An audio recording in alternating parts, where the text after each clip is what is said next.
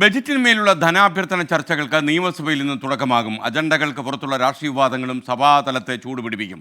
മലബാറിലെ +1 സീറ്റ് പ്രതിസന്ധിയും തദ്ദേശ വാർഡ് വിഭജന ബില്ല് ചർച്ച കൂടാതെ പാസാക്കിയ സർക്കാർ നടപടിയും പ്രതിപക്ഷം ഇന്ന് സഭയിൽ ഉന്നയിക്കുമെന്ന് അറിയുന്നു. ഷഫീദ് റാവുത്തർ വീണ്ടും തിരുവനന്തപുരത്ത് നിന്ന് വിശദാംശങ്ങളുമായി ചേരുന്നു. Shafeed, good morning. പറയൂ.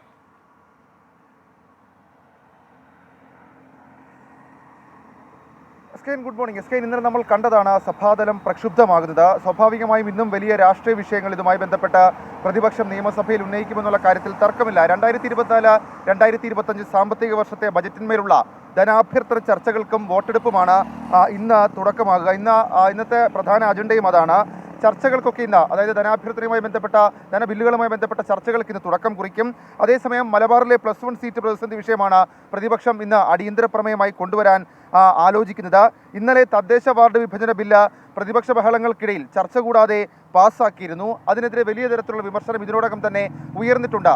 തദ്ദേശ വകുപ്പ് മന്ത്രിയായിട്ടുള്ള MP രാജേഷ് ഇതുമായി ബന്ധപ്പെട്ട് പറഞ്ഞത്, നേരത്തെ, അതായത് കോവിഡ് കാലത്ത് ഈ ബില്ല് കൊണ്ടുവന്നതാണ്, അതിൽ മാറ്റമില്ലാത്തത് കൊണ്ടാണ് ചർച്ചയ്ക്ക് അല്ലെങ്കിൽ ഈ സബ്ജക്റ്റ് കമ്മിറ്റിക്ക് നൽകാതെ നേരിട്ട് പാസ്സാക്കാനുള്ള ഒരു നടപടിയിലേക്ക് കടന്നത്. പ്രതിപക്ഷം ഇക്കാര്യത്തിൽ സഹകരിച്ചില്ല എന്നുള്ള കാര്യം കൂടി ഇന്നലെ മന്ത്രി പറഞ്ഞിരുന്നു. ഏതായാലും ഇതിനെതിരെ റൂളിംഗ് ആവശ്യപ്പെട്ട് ഇന്നലെ തന്നെ പ്രതിപക്ഷം സ്പീക്കറെ സമീപിച്ചിട്ടുമുണ്ട്. അതേസമയം ഇന്ന് സഭയ്ക്കകത്ത് ചൂടുപിടിക്കുന്നതിനേക്കാൾ സഭയ്ക്ക് പുറത്തായിരിക്കും വലിയ സംഭവ വികാസങ്ങൾ ഉണ്ടാവുക. ബാർക്കോഴ വിഷയം ഉന്നയിച്ചുകൊണ്ട് ഇന്ന് യൂത്ത് കോൺഗ്രസ് നിയമസഭയിലേക്ക് ഒരു മാർച്ച് പറഞ്ഞിട്ടുണ്ട്. 12 മണിക്കാണ് ഇതുമായി ബന്ധപ്പെട്ട മാർച്ച് നടക്കുക. അതിലേറ്റവും പ്രധാനപ്പെട്ട കാര്യം ജുഡീഷ്യൽ അന്വേഷണവും എക്സൈസ് ടൂറിസം മന്ത്രിമാരുടെ രാജിയും ആവശ്യപ്പെട്ടുകൊണ്ടാണ് നിയമസഭയിലേക്ക് ഇന്ന് യൂത്ത് കോൺഗ്രസ് മാർച്ച് നടത്തുക. Thank you.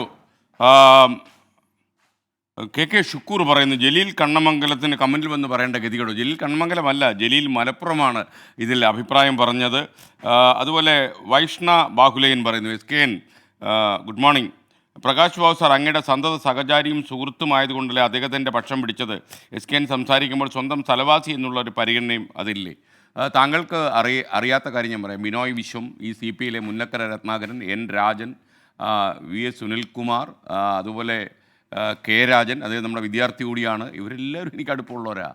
മാത്രമല്ല അദ്ദേഹം എൻ്റെ നാട്ടിലുള്ളതാണ്, എൻ്റെ അധ്യാപകനായിരുന്നു. അതൊക്കെ ശരിയാണ്. ഞാൻ എൻ്റെ ജീവിതത്തിൽ ഇന്നുവരെ ഒരു പബ്ലിക് മാധ്യമത്തിലൂടെ ഈ K പ്രകാശ് ബാബു എന്ന വ്യക്തിക്ക് വേണ്ടി സംസാരിച്ചിട്ടില്ല.